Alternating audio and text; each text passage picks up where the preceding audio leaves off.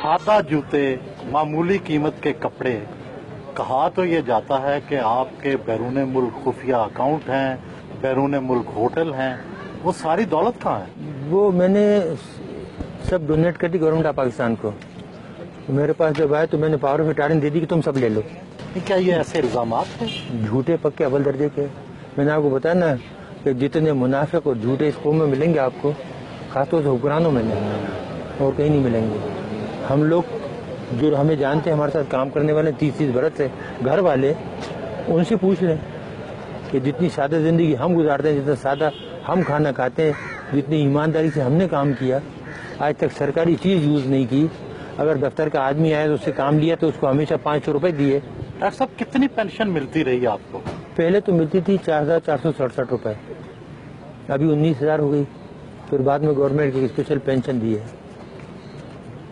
जब उन्हें ये पता लगा कि इनके पास कोई पैसा वैसा नहीं है, इन्होंने कोई चोरी नहीं की और ये सब बकवास थी, प्रोपेगेंडा था, ना मकान है, ना अकाउंट है, ना कुछ है, तो फिर आए कि जी हमें पता है आपको बहुत तकलीफ है फाइनेंशियली, बहन भाइयों से ले लेके गुजारा कर रहे हैं, तो फिर एक स्पेशल पेंशन दी।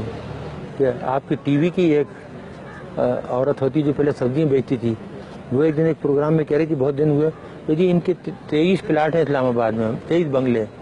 एक और साहब हैं जो अपने आप को बहुत बड़ा मशहूर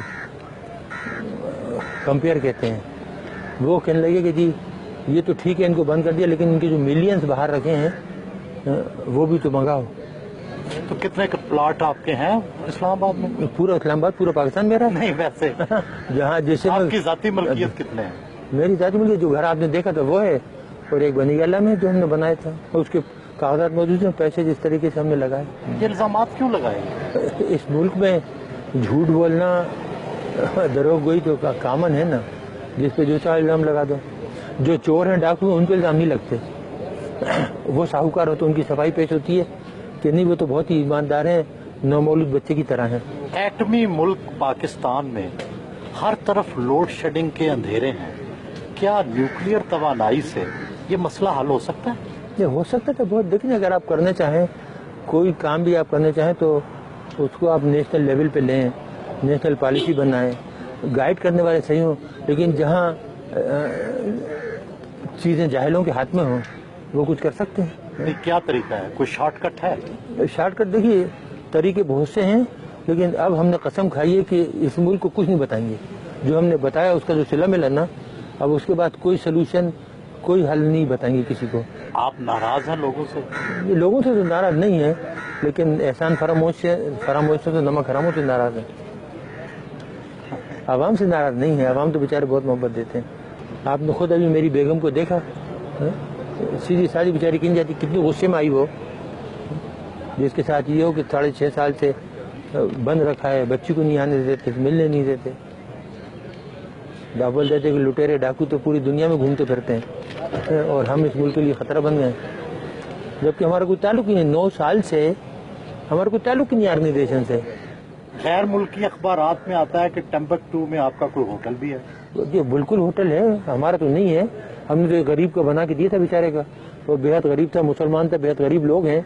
हम सब ने मिल के 8-10 आदमियों ने चंदा करके, तो तकरीबन $50,000 थे, उसको वहाँ उसने जगह ली थी और उसको उसने बनाया। अगर हमारा तो हमारे पास वहाँ से पैसे आते कि नहीं आते, और हमें वहाँ बनाने की जरूरत पड़ी थी। अगर हमें बनाना होता तो यहाँ इस्लामाबाद में 1-2 घर खरीद के उससे आमदनी नहीं कमाते। डॉक्टर साहब, जिंदगी में किसी बात का पछतावा भी है? इस कौम के लिए काम करने का।